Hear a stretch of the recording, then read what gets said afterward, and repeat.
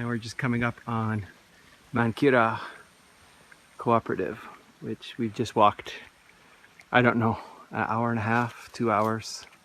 I've been here once before. You have to cross another river, and we basically, in order not to get wet, we just take off our pants. Because the worrisome thing is I have like 10 grand in camera gear in my backpack, and I just really don't want to fall. But what's neat about Mankira and this whole area of Bonga Forest is this is native coffee, this is wild coffee. And it took years for me to actually get to a place that looked like this. But if this doesn't look like a coffee farm to you, it's because it's not really.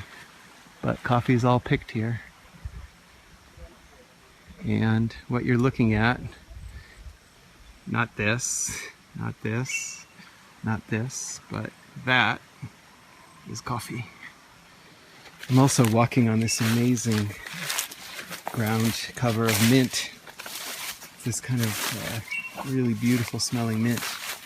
So this is like kind of a Garden of Eden for a coffee buyer, I suppose, coffee person. But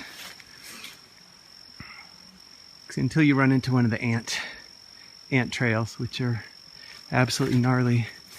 Now, I mean, the crop is pretty much finished here. We're already seeing some flowering. This is a tree. Let's look at this really old tree here. And this, you know, some of this could have been planted by people spreading coffee. Probably was, because this is such an accessible area. A lot of coffee here will just plant itself and, in a sense, prune itself. And then when you look around on the ground, this is interesting too. I've seen this other places, but here's coffee right here. Just planted itself. But this here, which you could look really quick and say, oh, that looks like coffee. That's not. But that family, which I can never pronounce, Rubiaceae. See this, first glance coffee, it's not. You know, this family is very happy here, this family of plants, so all the relatives will be here too. And here's a small coffee tree that may or may not have planted itself. But when they say forest coffee, this is it. Under a heavy canopy of primary shade and vines and very similar cousins of the plant. And what I was saying, the crop is past here. So you don't expect to see too much coffee, but the fact is you won't see too much coffee anyway, because this plant is not placed, pruned, treated in any way to really focus on production of coffee cherry.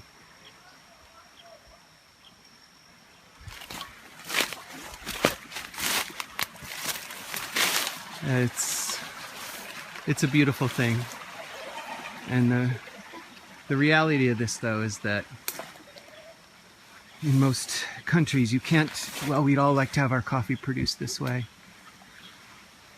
or come from such a natural setting. You don't have to fight plant diseases and such when the plant is really in its preferred habitat. But the problem is this doesn't produce the volume of coffee that anyone can live off of. So they're very casual about the farming, and that works in this economy, but it doesn't work in other places where land values and labor are a completely different formula for having success in coffee. And it hardly works here, honestly, but this is so remote. There's not a lot of competition in this area for coffee with privates. Here you'll see some flowering. These are just new, but here they're kind of opened up a little. Smell that? Ah, oh, beautiful. Anyway, wonderful environment.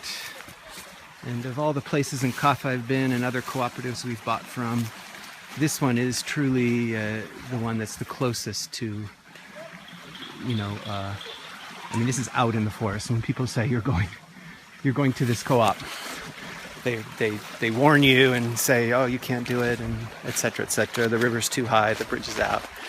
And it's really not that big a deal, but I think my legs are going to give out just because this is 1,700 meters. I'm not used to it. Here's the... Hello. The Ethiopian national soccer team. Now I got to focus on this because it's kind of slippery. I don't want to bumble again. Just such a beautiful place. One of the most heavily forested, you know, real sort of coffee forest that I've ever seen. So when I came last year here for the first time, it was such a thrill. Okay, camera off, across the creek.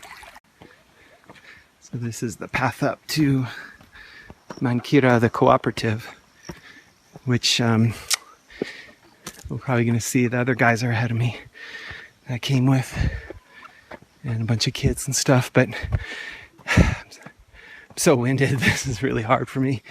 Long hike. Really kind of humbles you about if you think you're in good condition, come hike here. But this co-op's interesting because it was supported by TechnoServe to help with the agronomy and set them up for washed coffee. But TechnoServe didn't really want to do it.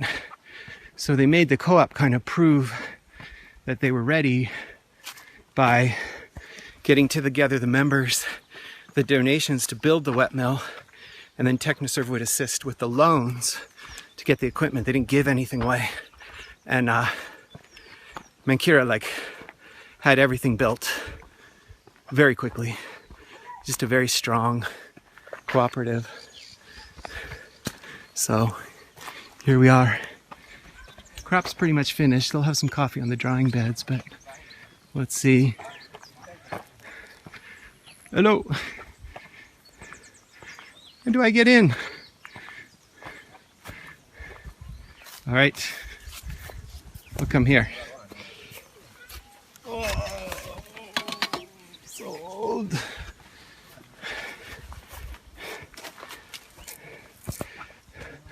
It's the old man.